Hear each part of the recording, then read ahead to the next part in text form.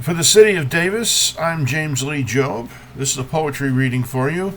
A group of poems from the Swedish poet Tomas Tranströmer, who won the 2011 Nobel Prize for Literature, and these poems are translated by Robert Bly. Tranströmer lived from 1931 to 2015. Along the way, he had a stroke in 1990 when he was 59 years old and was partially paralyzed. He had been a pretty good pianist before the stroke, and he could still play one-handed after the stroke and did so for the rest of his life. And he continued to write and publish poetry for the rest of his life, which is an incredible accomplishment after a stroke so powerful you're half paralyzed and lose the ability to use your voice. His poetry's been translated into over 60 languages. He was also a psychologist, a translator, and a novelist. This is a group of poems from Tomas Tranströmer of Sweden. Track. 2 a.m. moonlight. The train is stopped out in a field. Far off sparks of light from a town, flickering coldly on the horizon. As when a man goes so deep into his dream, he will never remember that he was there when he returns again into his room. Or when a person goes so deep into a sickness that all his days become flickering sparks, a swarm, feeble and cold on the horizon. The train is entirely motionless. 2 o'clock, strong moonlight, few stars. And this second poem is Allegro. After a black day, I play Haydn and feel a little warmth in my hands. The keys are ready. Kind hammers fall. The sound is spirited, green, and full of silence. The sound says that freedom exists and someone pays no taxes to Caesar. I shove my hands into my Haydn pockets and act like a man who's calm about it all. I raise my Haydn flag. The signal is, we do not surrender, but want peace. The music is a house of glass standing on a slope. Rocks are flying. Rocks are rolling. The rocks roll straight through the house, but every pane of glass is still whole. Allegro. This is Morning Bird Songs. I wake up my car. Pollen covers the windshield. I put my dark glasses on. The bird songs all turn dark. Meanwhile, someone is buying a paper at the railroad station not far from a big freight car, reddened over with rust. It shimmers in the sun. The whole universe is full. A cool corridor cuts through the spring warmth. A man comes hurrying past, describing how someone right up in the main office has been telling lies about him. Through a back door in the landscape, the magpie arrives, black and white, the bird of the death goddess. A blackbird flies back and forth until the entire scene becomes a charcoal drawing, except for the white clothes on the line, a Palestrina choir. The whole universe is full. Fantastic to feel how my poem is growing, while I myself am shrinking. It's getting bigger. It's taking my place. It's pressing against me. It has shoved me out of the nest. The poem is finished. It's Morning Bird Songs. And this is Out in the Open. We're having poems by Tomas Tranströmer. Out in the Open. 1. Late Autumn Labyrinth. At the entry to the woods, a thrown-away bottle. Go in. Woods are silent, abandoned houses this time of year. Just a few sounds now, as if someone were moving twigs around with pincers, or as if an iron hinge were whining feebly inside a thick trunk. Frost has breathed on the mushrooms, and they have shriveled up. They look like objects and clothing left behind by people who've disappeared. It will be dark soon. The thing to do now is to get out and find the landmarks again. the rusty machine out in the field, and the house on the other side of the lake.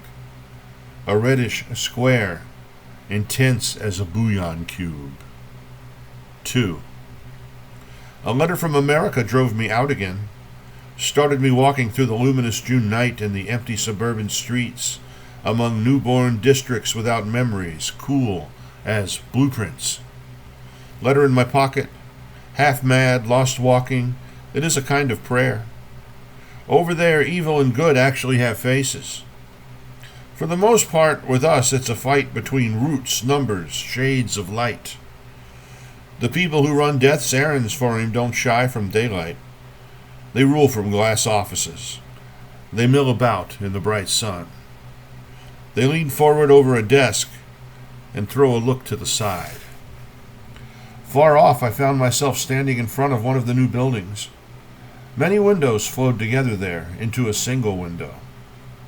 In it, the luminous night sky was caught, and the walking trees.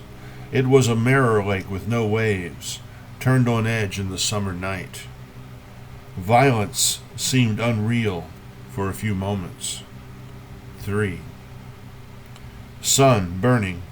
The plane comes in low, throwing a shadow shaped like a giant cross that rushes over the ground. A man is sitting in the field poking at something. The shadow arrives. For a fraction of a second, he is right in the corner of the cross. I've seen the cross hanging in the cool church vaults. At times it resembles a split-second snapshot of something moving at tremendous speed. That was Out in the Open. Can you feel the space in these poems? There's a lot of space in these poems. There's air there.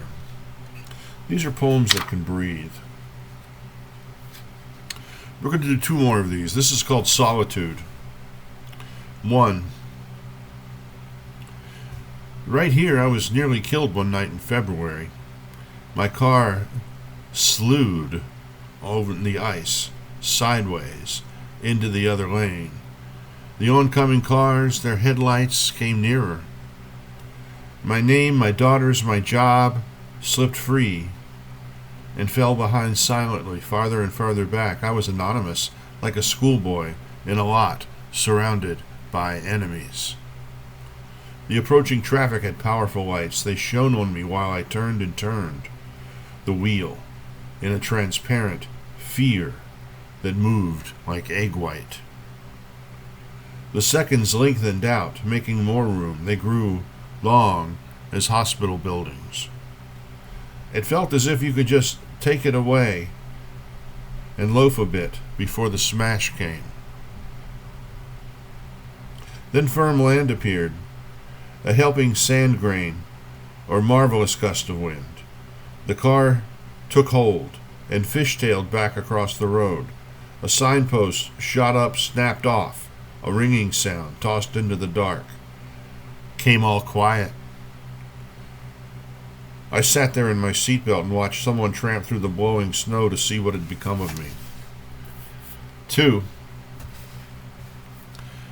I have been walking a while on the frozen Swedish fields, and I've seen no one.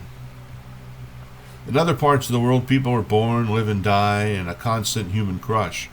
To be visible all the time, to live in a swarm of eyes. Surely that leaves its mark on the face. Features overlaid with day. The low voices rise and fall as they divide up heaven. Shadows, grains of sand. I have to be by myself 10 minutes every morning, 10 minutes every night, and nothing to be done. We all line up to ask each other for help.